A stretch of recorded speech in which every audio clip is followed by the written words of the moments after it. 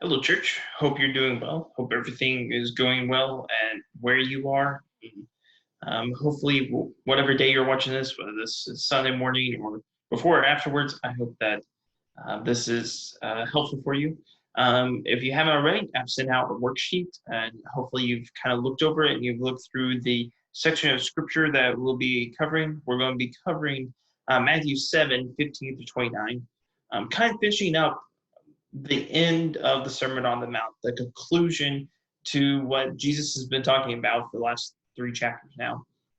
Wonderful sermon, one of his lengthier sermons about what it means to be part of the kingdom, what it means to follow the king that is Jesus, and what it means to be part of the special things that Jews have been looking forward to all their life since the Old Testament that has been prophesied to it.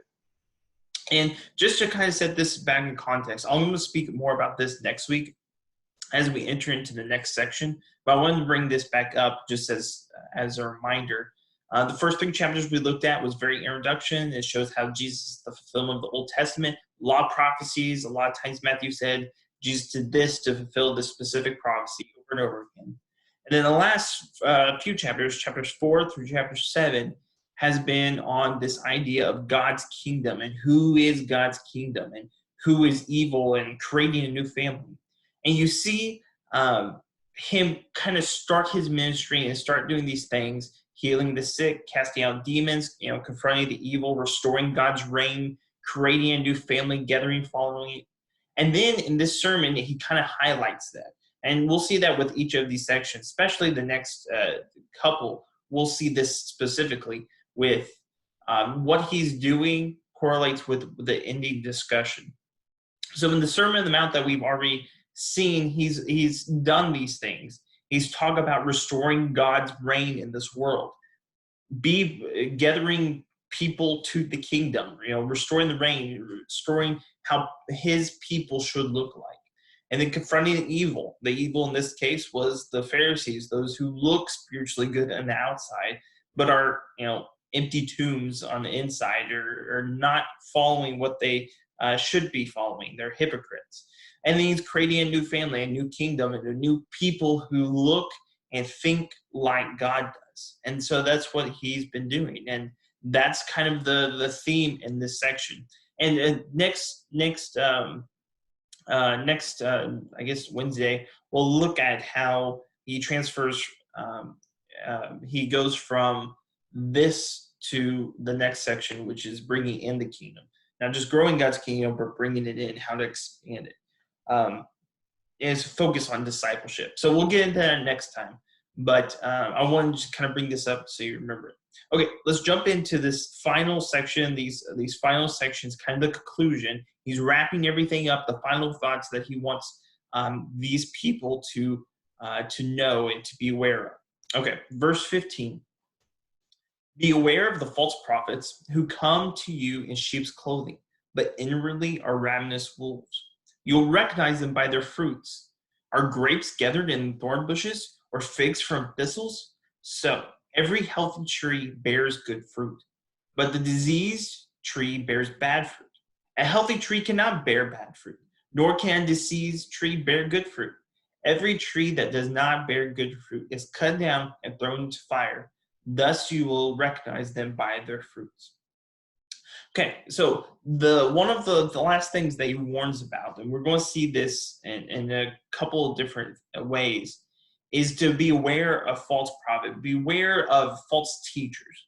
Now, this is something that's all through both the Old and New Testament, but especially in the New Testament.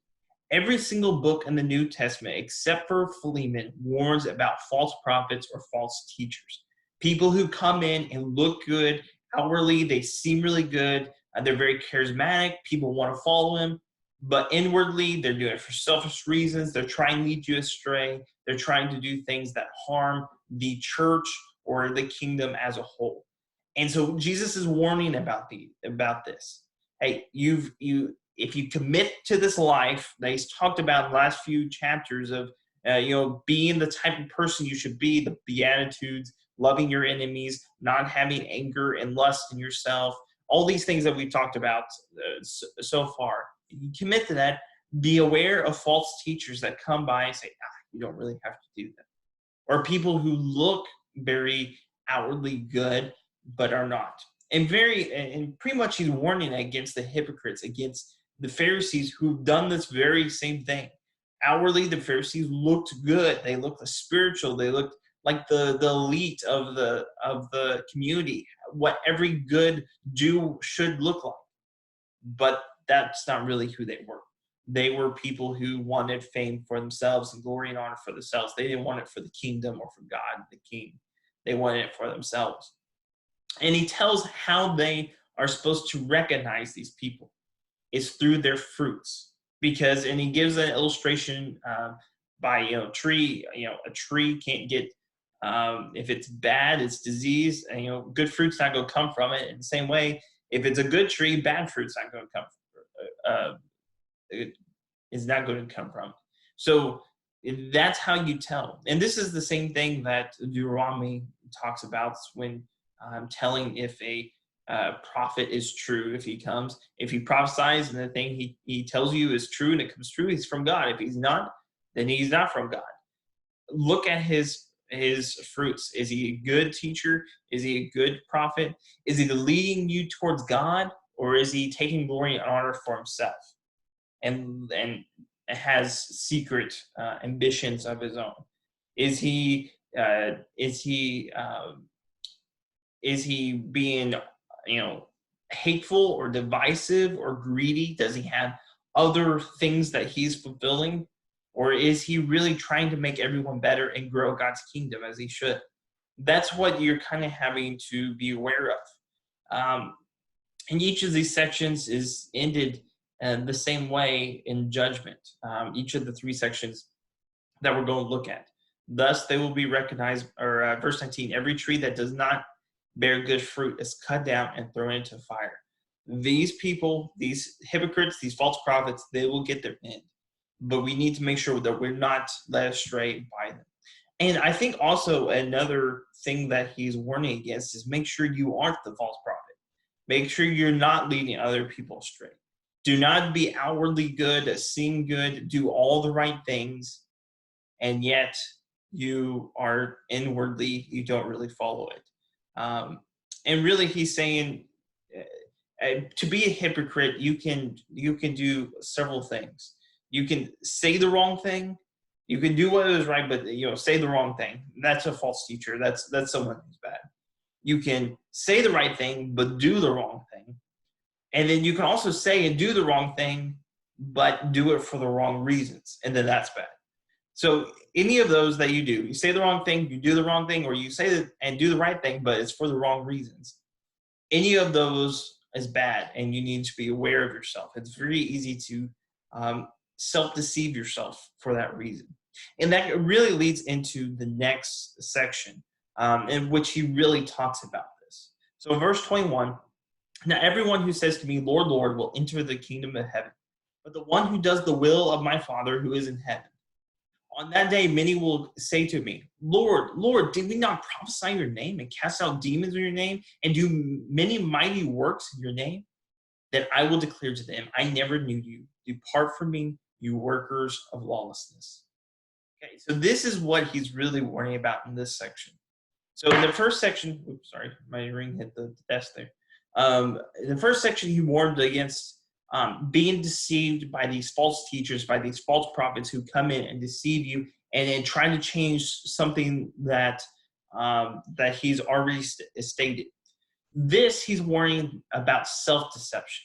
These people that he's talking about, they think they're doing everything right. They're doing the acts that make them look like a Christian. They're doing the checklist.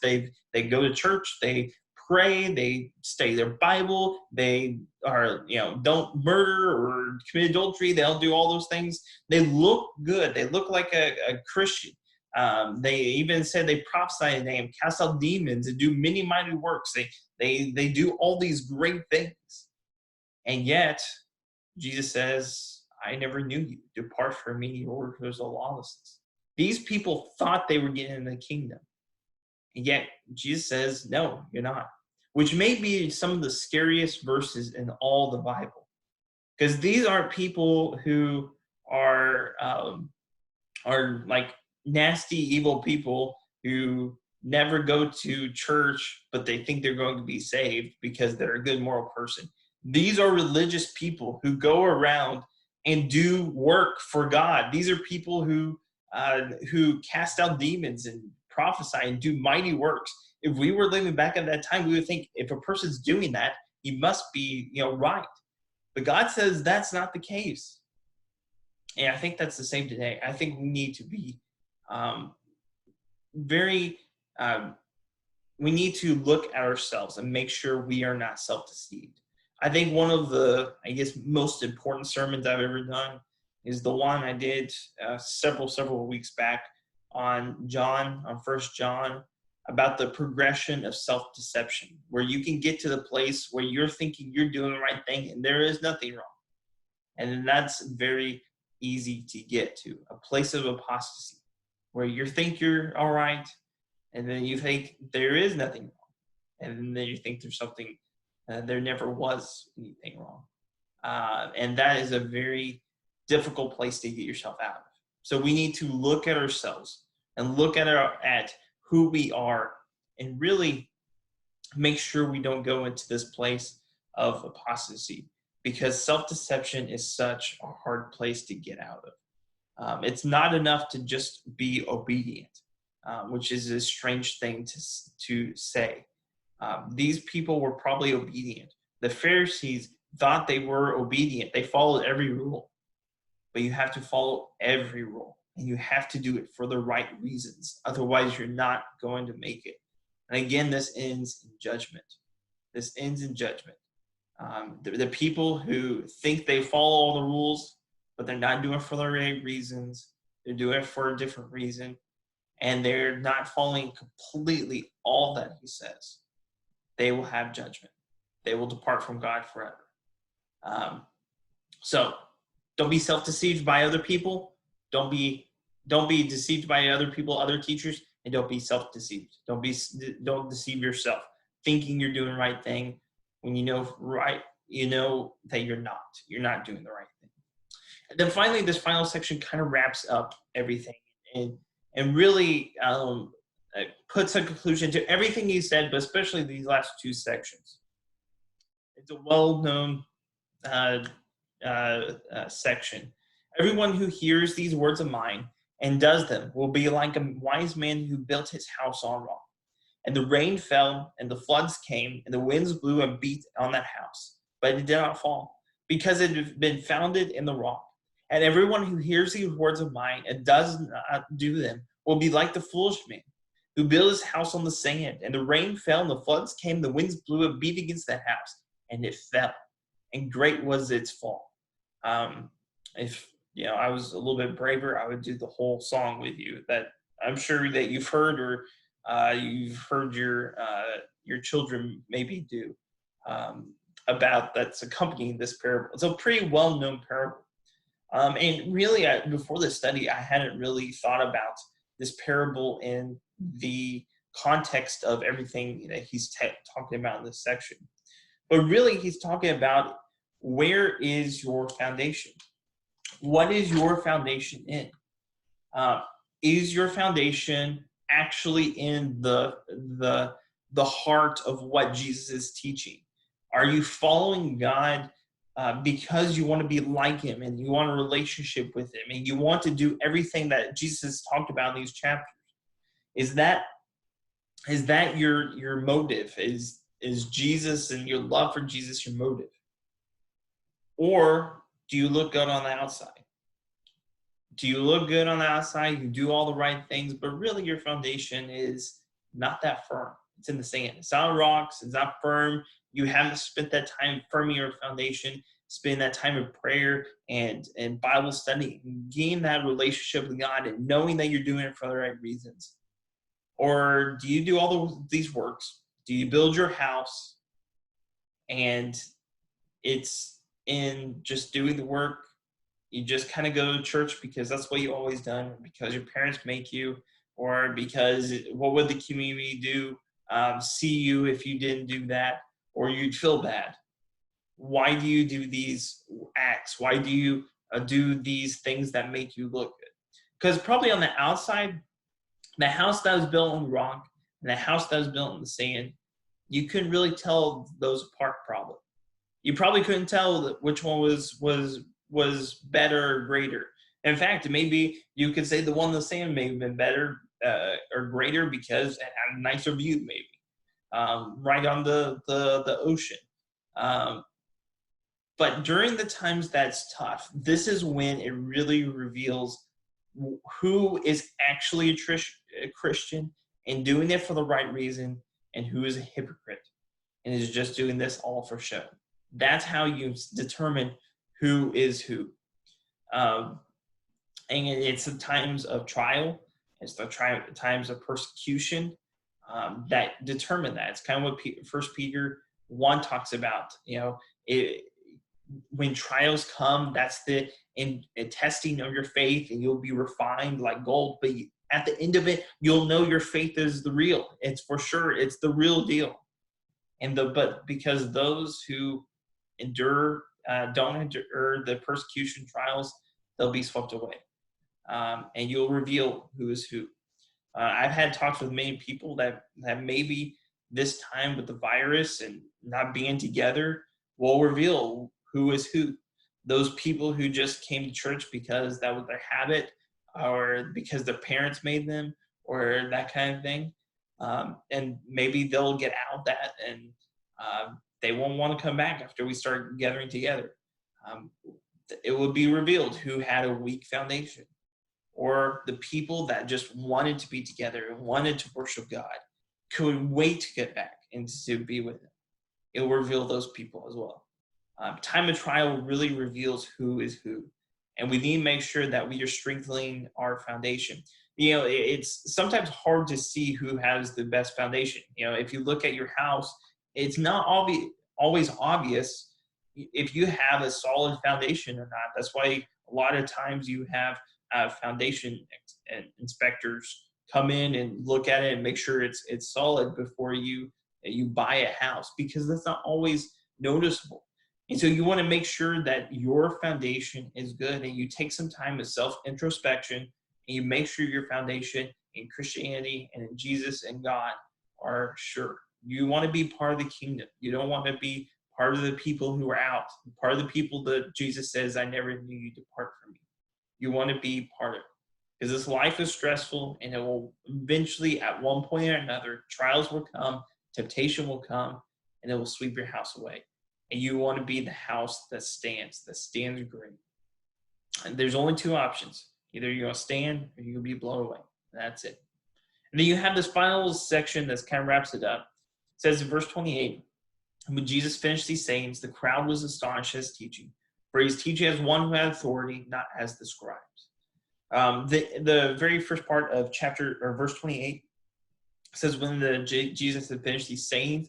That is a common statement at each one of these ending sections. So if you go back, each one of these 5 discourses all end with that statement. That's how you know he's wrapping it up. And so when you see that, that's the ending of his discourse, and that's what kind of links all 5 of these together. And then it says the crowds were astonished at his teaching, and it tells them why they were astonished at his teaching. For he's teaching them as one who had authority, not as the scribes did. The scribes, when they taught, they referenced a lot of people. They would say, okay, so this section of scripture means this because this rabbi said this, but this rabbi had a counter argument, so it could be this or this, but I think this one made a stronger argument, so it's this. And so they would teach based on that. They would quote a lot of people. They reference all their sources and everything, and they would make it that. Jesus didn't teach like that. He didn't say, well, Rabbi so-and-so said you should not only love your neighbor, but also love your enemy. And that's what we need to do. He didn't do that. He said you need to do that because I am God, basically. That was the underlying thread. I'm God, and this is what I say you should do. Now it's putting foundations of the Old Testament and what he's already said to them, but he's reminding them of these things. He was different. He wasn't like the people of the day, the modern religious people. He was different, and because of that, they were astonished. And this isn't like, oh wow, this guy is kind of cool. This is more of the connotation of this word is more of a fearful astonishment, more of a startling, like, wow, like I didn't know. Like these are things that challenge you and make you rethink how good you're doing. If you ever had those times in life where you thought you were doing really well and then something happens, either someone um, makes you look bad or something major happens, and you're like, well, maybe I'm not doing quite as well as I thought I was. That is something that kind of was happening here. And I think they were astonished, they were startled, they were fearful. They're like, wow, if there's a lot of people that say they Lord, and they're not going to make it, and these religious leaders who fast and pray and give publicly, they're not going to make it. Wow, I really need to rethink my spiritual life. And I think that's what the Sermon on the Mount is telling you to do, and to everyone to do, is to really look at your spiritual life. Where am I falling? Where can I get better? Where can I grow? And again, go back over these 3 chapters, reread them several times. It won't take you long to read 3 chapters. It takes probably less than 5 minutes to just read all 3 of them, and then just think, where in this section, where in this teaching am I failing? Am I falling short? Can I work on it? And then try to work on it, practice it, find ways to get better in that way. You can even talk to older people, or me, or the elders, or the deacons. You talk to people who are mentors in your life, and they can help you in whatever area you're struggling with. Or you can ask people who know you very well, where do I fall short? And you can work on that. I think these are things that we can all take to heart, and that we can all grow on. That's one of the greatest things with with the teaching is you're never there. You never have every beatitude that Jesus talks about absolutely perfect. And that's where we're always struggling. We're always trying to get better. But the key is to always try to get better. To have your foundation sure, have it strong on the rock, not on the sand. And if you do that with the right attitude, when you say, Lord, Lord, He'll say, here's my servant. Here's my blessed servant. Come, enter into the reward that you awaited. And don't we all wish we hear those words? Now, I never knew you, but I know you. Come, enter in. I think that's all what we all hope in that day. But make sure you're right. Make sure you're doing the right things and helping other people to be the right people they can be. I hope you're doing well. I hope everything's going well. And please let me know if I can help in any way, both spiritually or physically. I can leave some toilet paper on your front step if that's what you need, or whatever you need, spiritually or physically. I'm here to help. So I hope you have a good day, and I hope that everything is good in your world. Take care, and may God be with you and bless you.